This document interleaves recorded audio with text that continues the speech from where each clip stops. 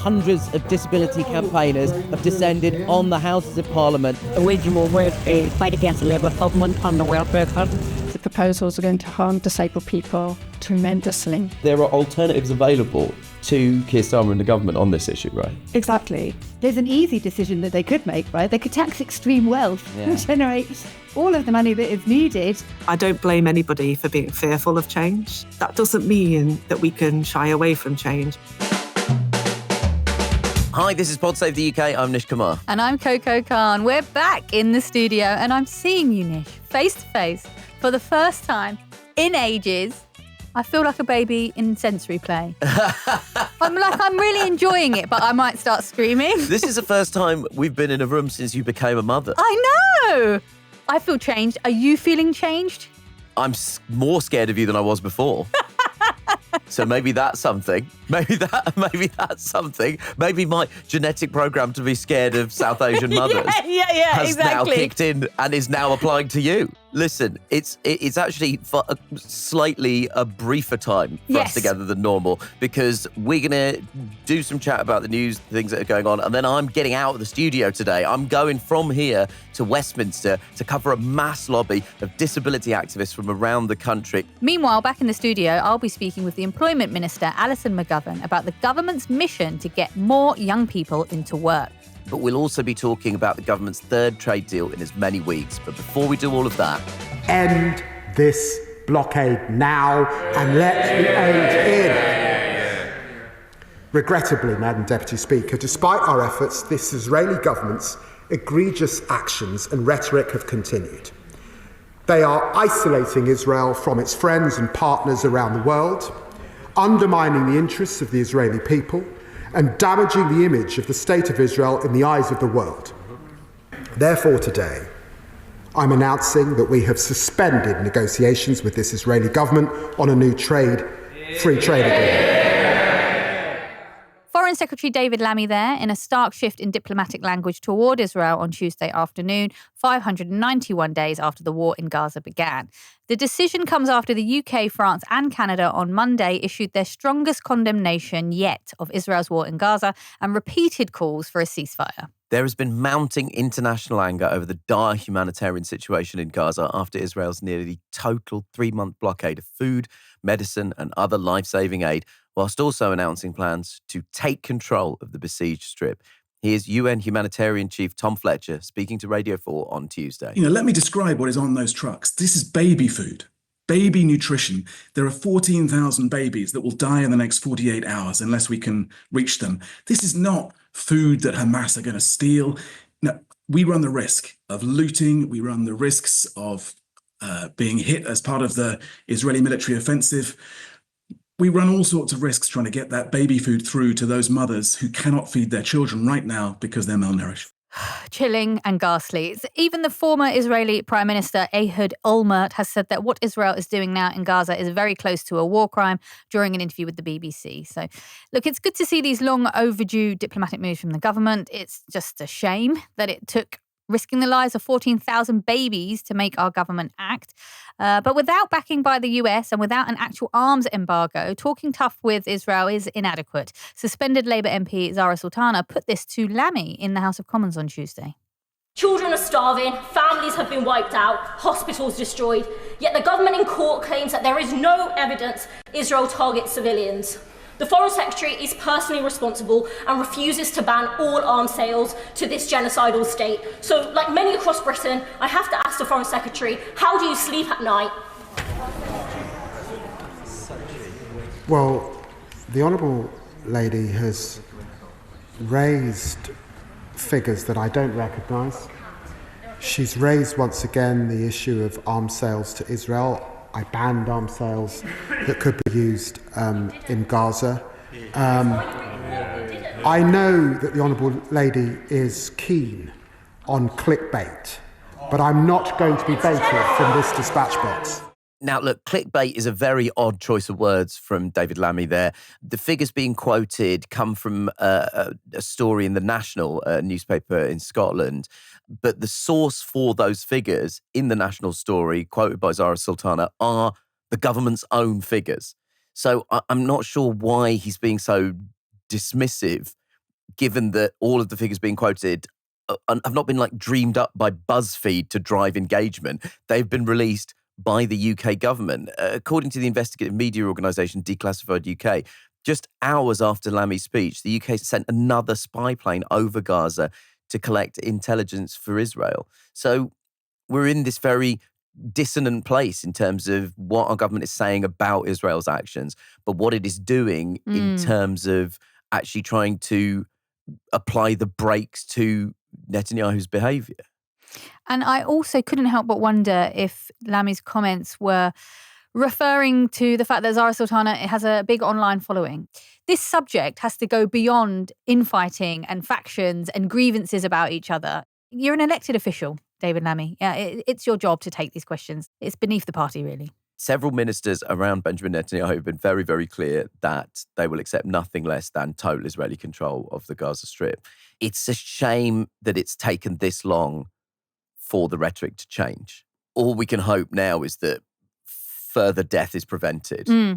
But that's going to take more than just a change in rhetoric and the cessation of conversations around trade. It's going to take actual hard diplomatic action. They've just given constant unwavering support to Benjamin Netanyahu. You know, Keir Starmer said that Israel had the right to cut off food and water supplies to Gaza. You know, the die was cast very, very early on how the Labour government was going to handle this.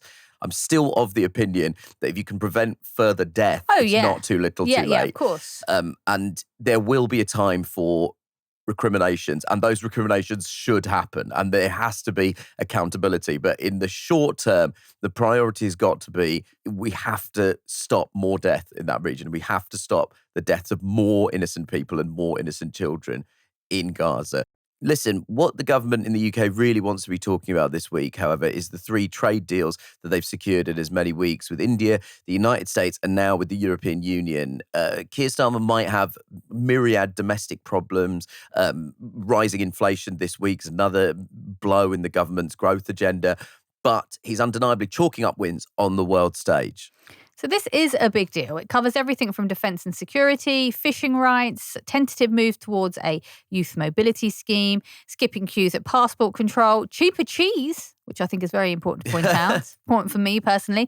Starmer claims it puts Britain back on the world stage and we can all finally move on from the B word.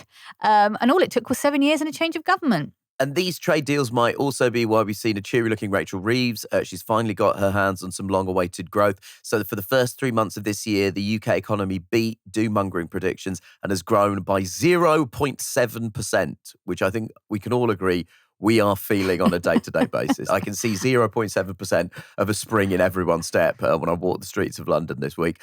It does make the UK the fastest-growing G7 economy for the moment. But not everyone is as chuffed as the government about this latest trade deal with the EU. On one side, Starmer's being blasted by Eurosceptics like Reform UK leader Nigel Farage and Tory leader Kemi Badenoch.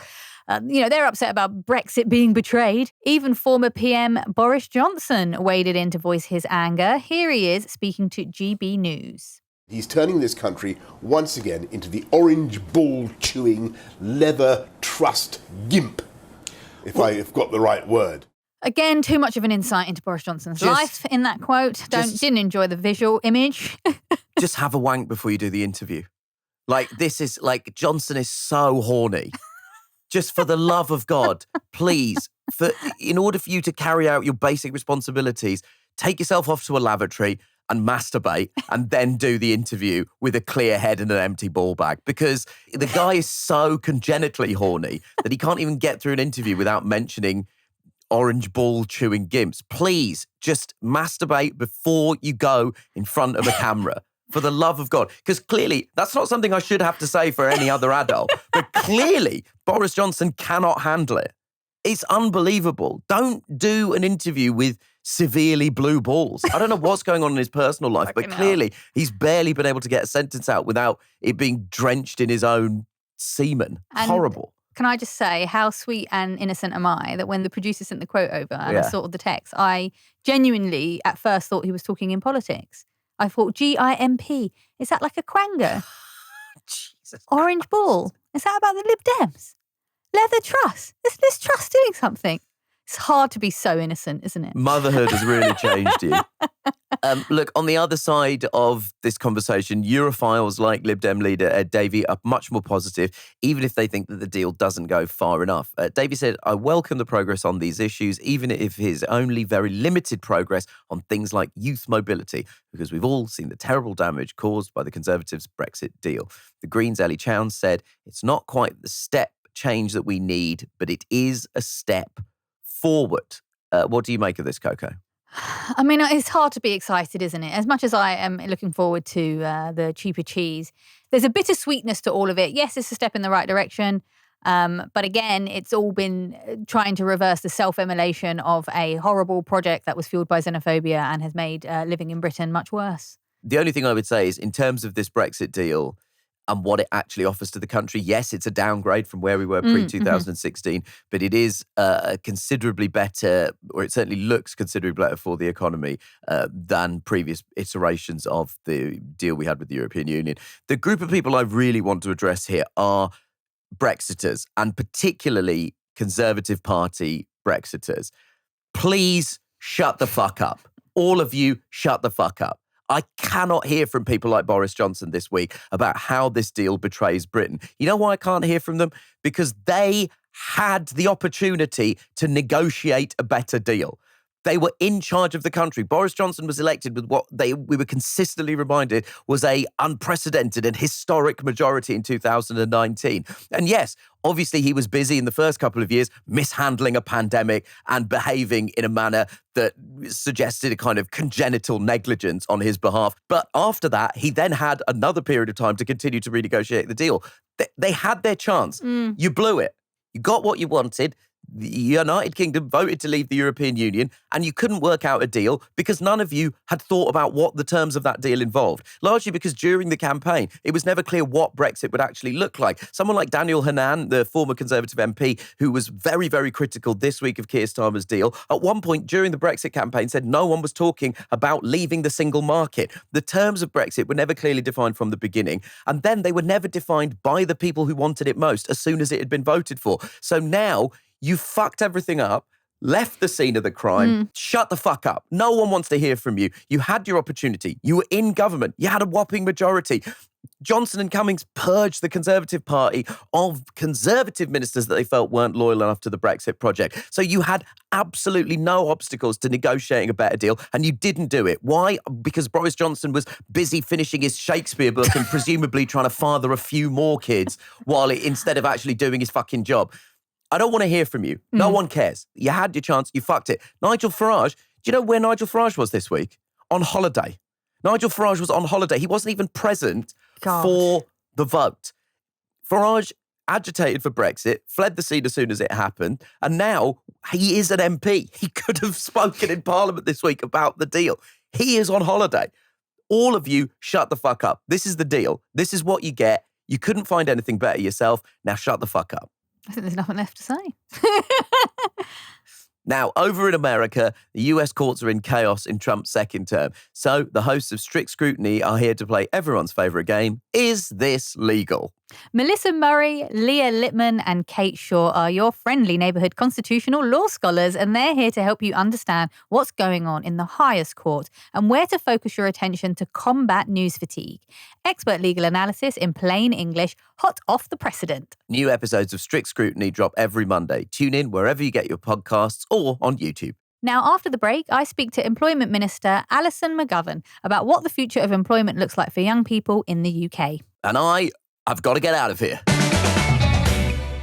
PodSafe the UK is brought to you by Shopify. Picture this. It's midnight and you're lying in bed, scrolling through this new website you found, hitting the add to cart button on that item that you've been looking for. After 15 minutes, you decide you've done enough damage to your wallet and it's time to check out. But you remember that your wallet or your card is in the living room and you don't want to get out of bed to go and get it. Just as you're getting ready to abandon your cart, that's when you see it, the purple shop button. The shop button that has all of your payment and shipping information saved, saving you time while you stay warm in your bed. That's Shopify, and there's a reason so many businesses sell with it, because Shopify makes everything easier, from checkout to creating your own storefront. Shopify is the commerce platform behind 10% of all e-commerce in the US, from household names like Mattel and Gymshark to brands just getting started. Shopify gives you a leg up from day dot with hundreds of beautiful, ready-to-go templates to express your brand style and forget about the coding. Tackle all those important tasks in one place, from inventory to payments to analytics and more. Spread your brand's worth with built-in marketing and email tools to find and keep new customers. And did we mention that the iconic purple Shop Pay button that's used by millions of businesses around the world? Well, it's why Shopify has the best converting checkout on the planet. Your customers already love it. If you want to see less carts being abandoned, it's time for you to head over to Shopify. Sign up for your $1 per month trial and start selling today at shopify.co.uk/podsavethuk. Go to shopify.co.uk/podsavethuk. Shopify.co.uk/podsavethuk.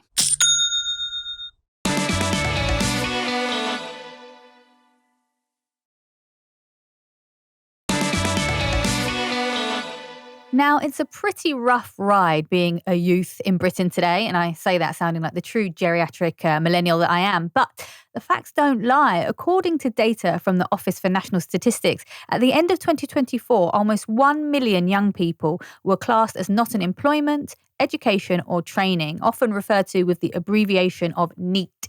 That's about 13% of all 16 to 25-year-olds, the highest rate since 2020, and the number of young people in long-term unemployment is on the rise. Now, back in November 2024, the government's Get Britain Working white paper announced plans to deliver a new youth guarantee. So every young person has access to education or training to help them find a job. It sounds exciting, but what does it actually mean? To find out, we're joined now by the Employment Minister, Alison McGovern. Alison, welcome to Pod Save the UK. Hi, Coco. I have to mention there's a red box in the background. Is it the red box? It is the red box. In fact, when you come in on your first day as a minister in a government department, they do actually give you a red box. And I mean, it is kind of an amazing moment. It sort of sits in my office because I find like an iPad a bit more practical to carry around with me. But hilariously, next to my red box are 2 pieces of Blackpool rock. And the reason for that is because Blackpool has the worst employment statistics. So every day in my office, my Blackpool rock sits next to my Minister for Employment red box so that I can remember what it's all about. They were given to me by some of our work coaches in Blackpool Job Centre. What a beautiful metaphor and such a sweet treat. It's not what I was really expecting.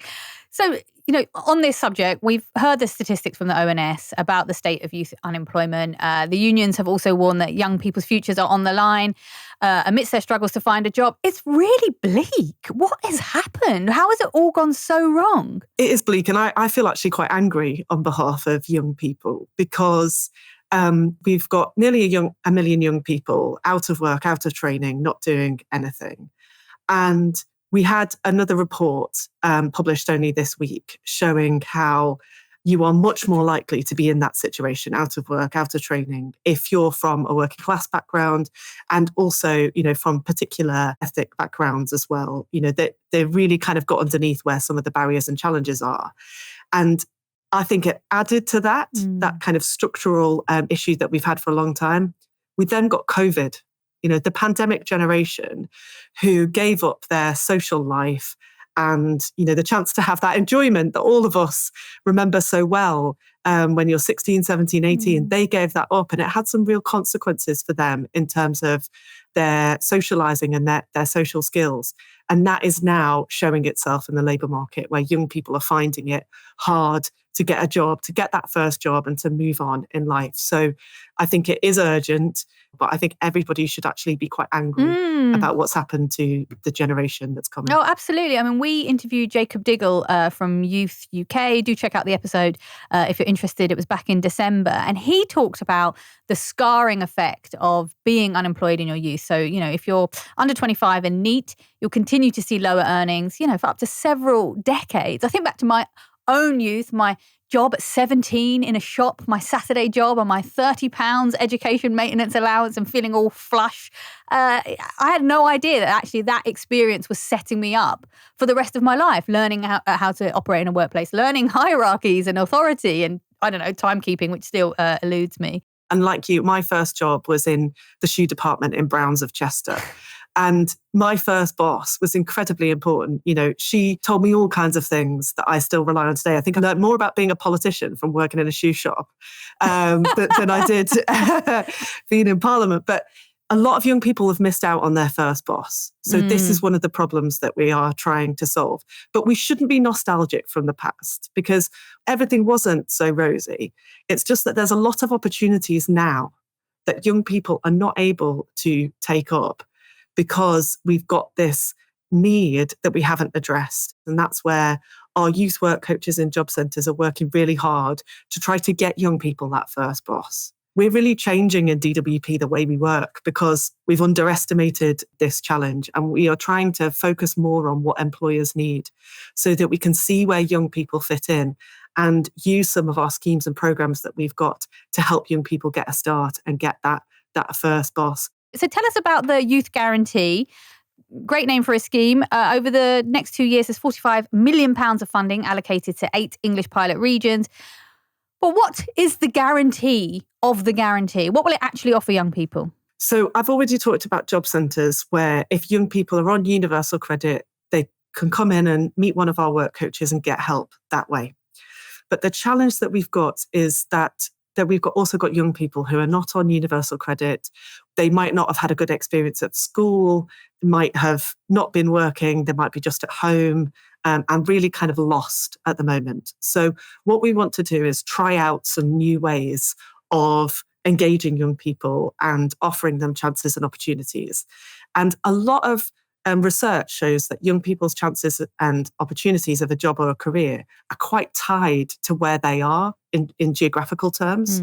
So what we've done is worked with our mayors and our combined authorities across the country to say, okay, could you try out some new ways of helping young people? Because we know that voluntary and community organisations are very good at this, but they need the support to be able to offer drop-in services and other things to young people to help them.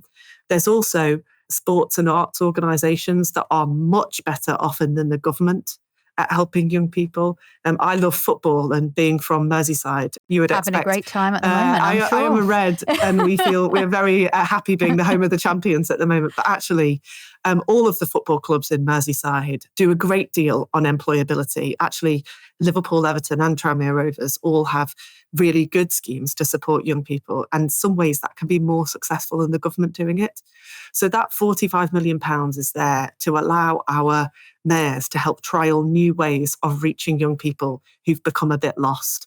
And we're going to do that for a year, get the evidence of what works. And we're at the moment doing the work to find out, okay, how do we turn this into a real guarantee? The very first question that came to my mind when I heard about this scheme was, well, how can you be sure that the jobs are good? How can you be sure that the jobs exist? Only 10% of young people believe they can access good quality work.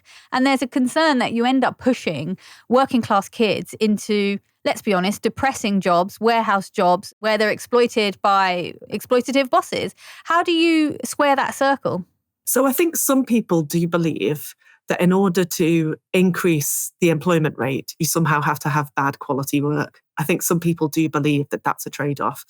I don't believe that, because I think if you're in work where you don't feel valued, you're not paid well, and it's quite stressful, I think you're more likely to lose that job and become unemployed.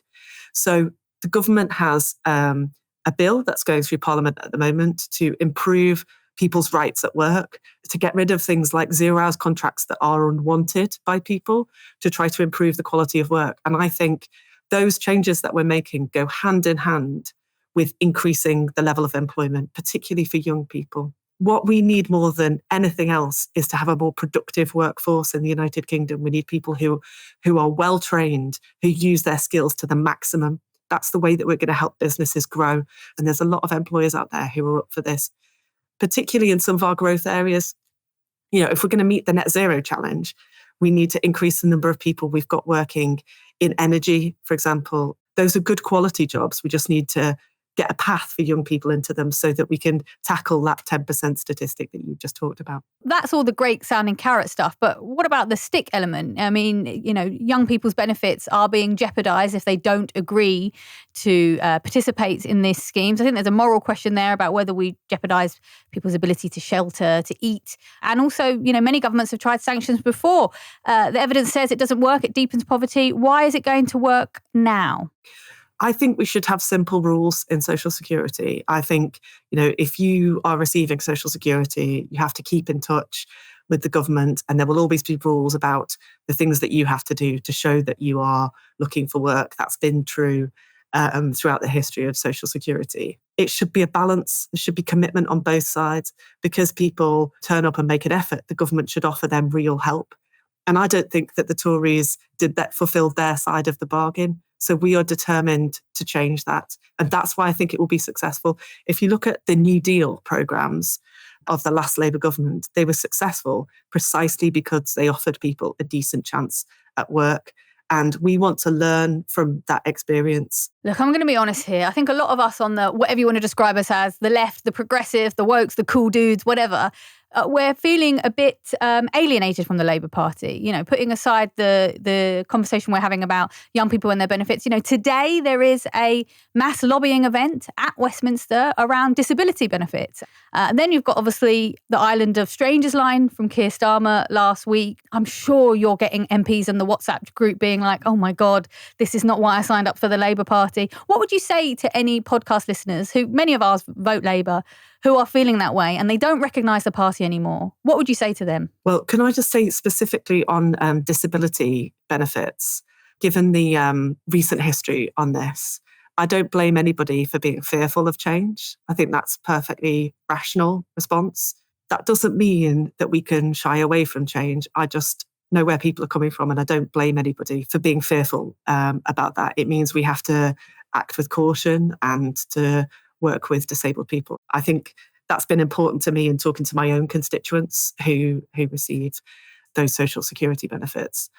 On the purpose of the Labour Party, if I think about what we're doing as a government, the thing that really, really matters to me is that we give people in this country a proper chance and a proper opportunity to do better in life. And I think all of the evidence that I'm looking at in employment shows that working class people have not had proper chances and opportunities in this country. And that has to change.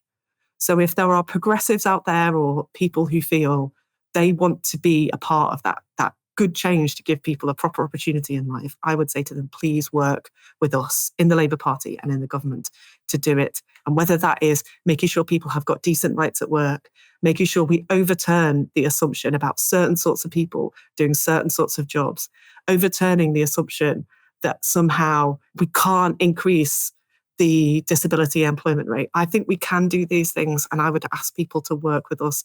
I want a country where people feel that their background does not determine their chances and opportunities. I've come from a very ordinary family, and I am determined that for other people from ordinary families, they will have every chance of success in life. And that is the purpose of this government. So I would just say to people, work with us, make it happen. Alison McGovern, thank you so much for taking the time to speak to us on Pod Save the UK. I have so many more questions, but sadly, we'll have to put a pin in it. Come back soon. Thank you, I will.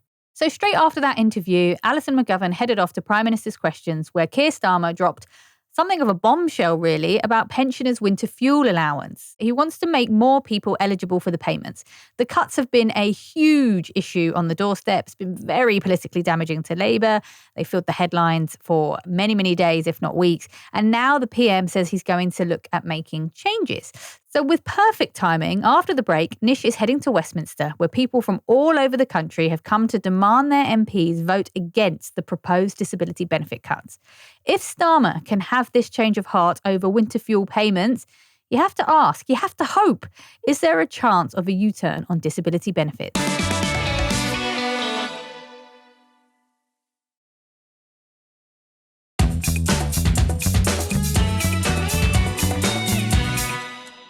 Hello, we've come down to Westminster. What you can hear in the background if you're listening to the podcast is the sound of the Rejoin the EU, I don't know what you call it, stationary flotilla? that has situated itself on a traffic island in Westminster. We are here today because hundreds of disability campaigners have descended on the Houses of Parliament to protest the upcoming cuts to disability benefits that the government is going to be voting on in the summer. This is potentially a huge cut for people. I wish I was talking about something less serious with that music on the background, I'm going to be honest with you. But this is a potentially life-changing cut for a lot of disabled people in the UK. This is a huge and significant issue, and I'm really excited that we're going to be talking to some old friends of the show about what's going on today.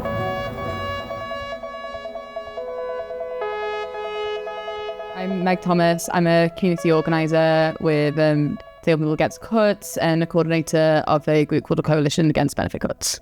Meg, can you explain to us what distinguishes this? What's a mass lobby event as opposed to a normal protest? What does this involve? So a mass lobby essentially is where a group of people coordinate to meet with their MPs at the same time. Today we've had some people who have pre-arranged meetings to work for a set time and some people who are here to do something called green carding. And green carding is essentially when you come into Westminster Hall, you have the right as someone's constituent to request a meeting with your MP. And one of the reasons that we're doing this is that one of the things that we always hear is that people need to hear from their constituents. Yeah. MPs need to hear from their constituents and understand what some of the problems with the post cuts are and how it's going to be impacting their constituents on the ground. Yeah. And so we said, okay, we will bring the constituents to you. Please tell us your name and why you've come down to Westminster today. I'm Natasha Hurst. I'm here from Cardiff. I'm a freelance fighter journalist and I received PIP. I've been on employment support allowance in the past and I also receive access to work support.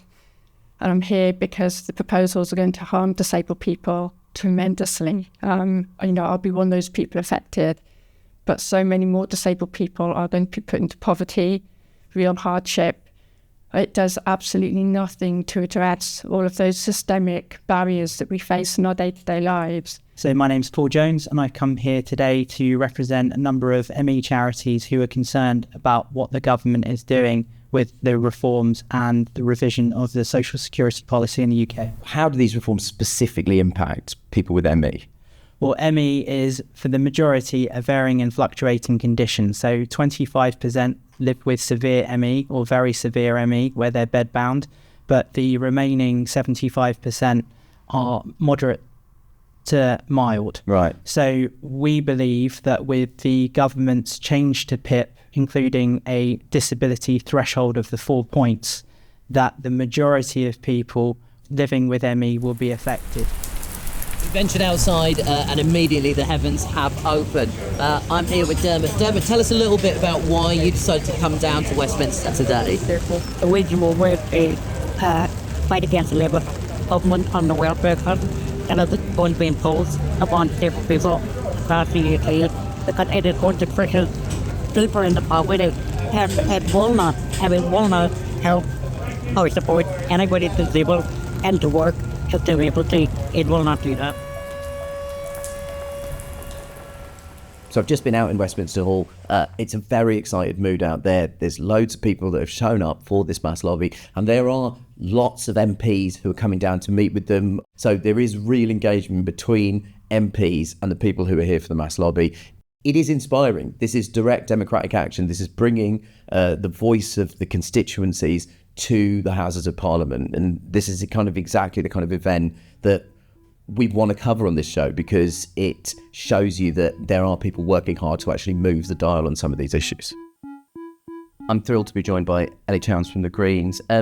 Ellie, what are your constituents saying to you about the proposed disability reforms? They're incredibly worried. I mean, I've had shed loads of emails from constituents and such personal stories, people really kind of explaining in detail how the proposed changes are going to affect their lives. And I've just been out there in Westminster Hall talking to so many people who they're just so articulate, explaining what a problem it is, this squeeze on PIP, this change to disability benefits reform. Because, of course, the whole point of PIP, personal independence payment, is about helping people to be as independent as possible. I was just talking to a lady who was saying, look, this is absolutely madness. This benefit is the thing that helps me to work. Without it, I'm going to be struggling even more. And people like her, they're still going to need support, right? Yeah. But the requirement to provide that is going to fall on local authorities or whatever. And so what you're seeing is a bunch of government reforms, proposals that are they're being marketed under this label of we want to help people into work, but actually PIP is an in-work benefit for many people, right? Already. And the changes to the benefits, the squeeze on the benefits is coming first, and then there's a bit of help promised, maybe with work-related support kind of later down the line. That's completely the wrong way to do it. The fact is that if somebody's got an impairment, if they've got a disability, it costs them extra to do the things that you and I might take for granted. Yeah. We really do have a responsibility as a society, as a community, to provide the support that people need to be able to have the same opportunities that, you and I might have in terms of access to work opportunities, or indeed social leisure opportunities, etc. And so I'm really, really frustrated by what the government is doing here. And the other thing about it is it's just so kind of wrong-headed, really, because the government's kind of saying, the public finance is terribly difficult. We've kind of got to find money from somewhere. We've got to make these difficult decisions. And it's like, there's an easy decision that they could make, right? They could tax extreme wealth and generate all of the money that is needed to support people with disabilities properly, to support public services properly, and to actually even up the country into the bargain as well. So it's unbelievably frustrating. We're recording this on the day that Keir Starmer at PMQs announced the start of the process of a U-turn on the winter fuel payments. I'm very, very careful with how I use that language, because it's not a full U-turn yet. He's announced to the back seat that he's possibly contemplating the U-turn. Yeah, he's rolling the pitch, definitely. Does that give you cause for optimism on something like this? That there's a possibility that if we show and display enough public hostility towards something, we can get this Labour government to U-turn on it? So, I mean, I welcome the fact that he's inching towards making a U-turn on it, definitely. Yeah. I wouldn't say it makes me feel optimistic, because it's like if the government does 100 things wrong and then on one of them they say, oh, sorry, maybe we went a little bit too far. True. Like, you got to welcome that. But actually, there's still 99 that are really, really problematic, right? On reforms to PIP, the Greens are united on this. Absolutely. Do you have a sense of how many Labour MPs you've managed to bring with you? I mean, the Labour MPs are so many of them are really, really embarrassed by this. I mean, actually, it's the same as kind of with winter fuel and several other things. There are so many Labour colleagues who are thinking, they really recognise that it's not what they got into politics for. Yeah. This takes us to the problem, one of the many problems with the way our politics works, right, which is the whipping system. Yes. So if you're part of a big party, you've got a whip, literally, who's shoving you down the yes lobby for a government policy. Yeah, I don't think sometimes people realise how literal you're being when you describe that. There have been, especially in the last couple of years, specific examples of whips literally physically moving people. Practically, yeah. I mean, mainly I think it's done on kind of WhatsApp, in face-to-face conversations, and, your life won't be worth living if you don't vote for this thing. But I very much hope that the combination of internal pressure within Labour from people who recognise this is completely the wrong direction, plus the external pressure from people like have been organised to be in Westminster today with Disability Rights UK, it's a huge lobby. People are so articulate about the damaging effect that this is going to have on their lives, plus the opposition that people like myself are able to provide within the chamber, kind of asking questions, putting government on the spot, really, really holding them to account, kind of embarrassing them there. All of those it's a multi-pronged thing. And that is basically how political change happens. I'm here with Labour MP and friend of the show, I dare say, Nadia Whittome. Thank you so much for joining us. Thank you for having me. This is exciting. I've never really been in this building before, and so I have no frame of reference, but it's quite exciting to see all the activists actually here and MPs meeting with them. I don't want to over-romanticise what's going on here, but this is kind of our democracy sort of at its best, right? It's constituents coming to Parliament. Yeah, exactly. It's so important that we've got a huge mass lobby today in Parliament, because it's disabled people telling their MPs directly, this is how these benefit cuts are going to impact my life. Yeah. These are the real life consequences of your decisions.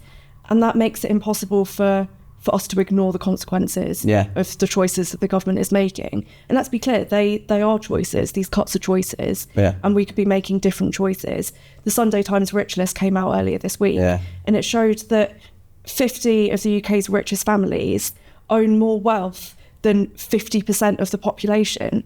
Like, if we're going to talk about trimming the fat, let's start with them. Yeah. Let's introduce a wealth tax. It's popular. It's necessary. Let's get on and do it. And in terms of the disability cuts, I mean, I've spoken to a lot of people who are here to participate in the lobby, and they're really trying to get the message across. This is really going to adversely affect the day-to-day lives of hundreds of thousands of people in this country, right? Yeah. These are the biggest disability benefit cuts on record. Right. We're talking about taking money away from some of the poorest people in our society during a cost of living crisis. You can call that what you want, but in reality, this is austerity 2.0. Yeah. So for people who are no longer eligible for PIP, they will lose an average of £4,500 a year. That is going to increase suffering, increase poverty. It will cost people their lives. Yeah. I'm not exaggerating when I say that. We know that because similar cuts have already cost people their lives. Keir Starmer has suggested that there's going to be a U-turn happening on the winter fuel payments for pensioners. Does that give you cause for optimism that actually if we show the kind of will of the constituents and the electorate, that you can actually get some movement out of the Labour Party on this specific issue as well? I think it shows that public pressure is finally working. Change doesn't come from like MPs asking nicely for it. Yeah. It comes from people coming together, building a mass movement that puts so much pressure on the government and on political parties and people in power that they can't ignore them. And that's what people are doing today in this mass lobby of Parliament against the proposed disability benefit cuts. And do you have a sense, with amongst your colleagues in the Labour Party, of what the size of a possible rebellion on this issue could be? I think the rebellion will be huge, and it will come from all parts of the party. Over 40 of us signed a public letter to the Prime Minister. I was one of those. But then a further about 100 MPs signed a separate private letter, and there wasn't much crossover between the signatories. Right, okay. So we're talking like certainly triple digits. Yeah. And I hope that it doesn't get to the point where we need a rebellion. I hope that the government just drops these plans as the kind of inhumane and economically unnecessary measures that they are. And I say economically unnecessary because they won't raise much money, they will cause immeasurable harm, and we could just make different choices. And your different choices, you're talking about things like wealth taxes, reforming the capital gains tax system. There are levers that the government can pull here, right? Exactly, and these are really moderate wealth taxes. I mean, I'd like us to go much further, but I think we should all be able to agree on some of the most moderate wealth taxes, like equalising capital gains and income tax. Yeah. Why should you have to pay more tax on the money that you earn by working than on assets that you unfathomable own? to me. Like, That's unfathomable. That's ridiculous.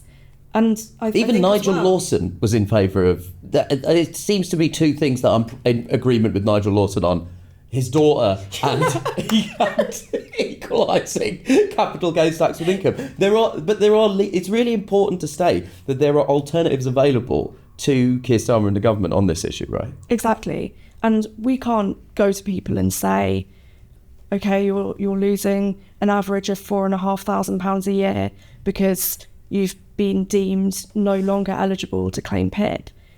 But at least the government was able to meet its fiscal rules. Doesn't that make you feel better? No. This is not very Labour, is it? Like, I'm doing my best to not get you in trouble here, and that's always what I'm trying to do. But this is not what I would call a core Labour value, from my understanding of what the Labour Party is and should be, right? I'm not going to spin it. Obviously, it's not a very Labour thing to do. Was it Ed Balls who said that it wasn't, that these disability cuts weren't a very Labour thing to do? Well, he's from a different tendency in the Labour Party to me. I agree with him. Yeah. Nadia Whittome, thank you so much. Thank you. That was I thought you were closer, and then I realised how short my arm was. Yeah, for people listening, Nadia tapped me like you would tap a child that had done a good job on their end of term spelling test. It was really like you were like, well done on doing, you know what, well done on doing a basically competent interview. That's not what I meant. I loved it. I absolutely loved it. We're on our way out of Parliament now. The consultation is still going on. There's still MPs out there. They're still talking to the campaigners from the various charities and pressure groups. The really important thing to stress is there is time for MPs to change their mind on this. There is time for the government to move away from these plans to the welfare system. You know, we spoke to so many people who are living with disabilities that not a single one of them had a good thing to say about these reforms. And I think there is a real lack of clarity, specifically for people with ME, about what these reforms actually involve. I will say that the positive that I'm taking from this is it was really inspiring to see that there is a lever that you can pull within our odd, arcane democratic system that forces MPs to come into contact with their constituents in the Houses of Parliament. It's very much a case of sort of bringing democracy to government, and I found that genuinely really inspiring.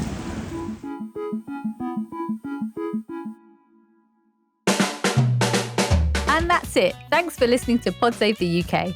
Don't forget to follow at Pod Save the UK on Instagram, TikTok and Twitter, and on Blue Sky at podsavetheuk.crooked.com. And if you want more of us, or should I say me, I'm doing the credits solo this week, make sure you've subscribed to our YouTube channel. Pod Save the UK is a reduced listening production for Crooked Media. Thanks to senior producer James Tyndale and producer May Robson. Our theme music is by Vasilis Fotopoulos. The executive producers are Anishka Sharma, Katie Long, Louise Cotton, and there's additional support from Ari Schwartz. And remember to hit subscribe for new shows on Thursdays on Amazon, Spotify or Apple, or wherever you get your podcasts.